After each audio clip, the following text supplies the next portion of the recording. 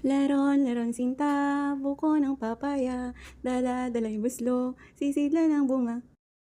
Welcome ta nga pala ako sa garden namin para manguha ng native na papaya at malunggay. At uhuliin ko na rin ang native na manok. Dito nga pala sa garden namin, may mga alaga rin kaming pato, manok at pabo. Huli ka, Balbon, magiging masarap ka ng sabaw mamaya. At hayan, nangunguha na nga ako ng malunggay. Nagpalinis na nga rin pala ako sa garden para makapagtanim ulit kami ng iba't ibang klaseng gulay. Mas okay pa rin kasi pag sarili mong tanim, yung hindi na gumagamit ng pesticide at mga commercial na fertilizers. May mga tanim nga rin pala kaming dragon fruits dito. At yan, naroon na akong papaya at malunggay na siguradong organic. Kinatin na nga palang native na manok at ihiwain lang ito ng adobo cut.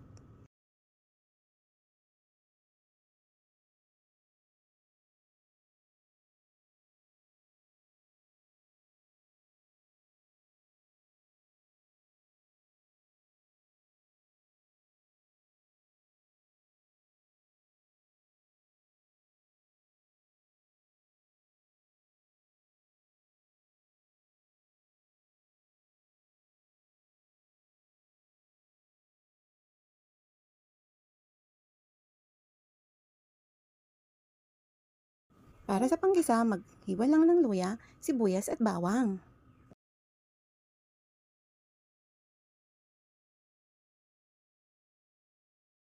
Gagamit nga pala ako ng 1/4 kilo ng kamatis.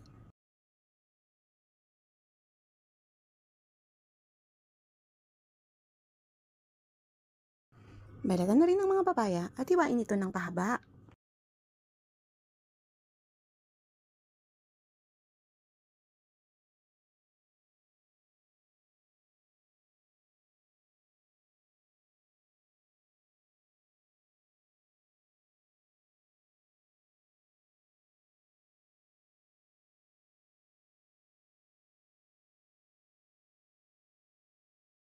Para sa paggisa, unahin ang luya, isunod ang sibuyas at ang bawang.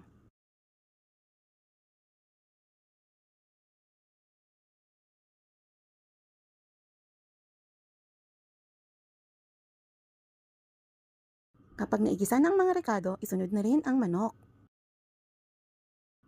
Nilagang ko nga pala ang manok gamit ang dahon ng laurel.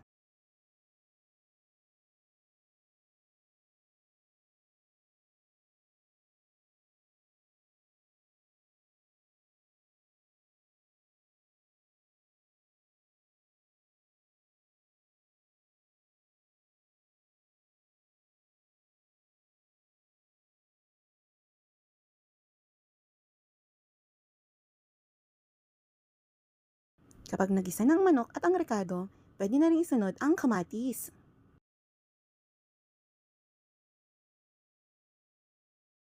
Takpan lang ito at hintayin maluto ang kamatis at isunod na rin ang broth ng chicken.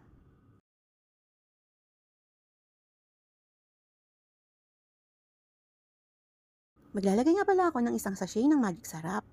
Maglalagay na rin ako ng isang kutsarang pamintang buo. Isunod na rin ang pampalasang asin. Pwede rin gumamit ng patis, optional lang ito. Kapag kumulo ito, pwede na rin ilagay ang papaya. Pwede na rin ilagay ang malunggay. Ready ng hapunan na native na manok na ginisa sa kamatis. Thank you guys for watching. Until next time, bye-bye!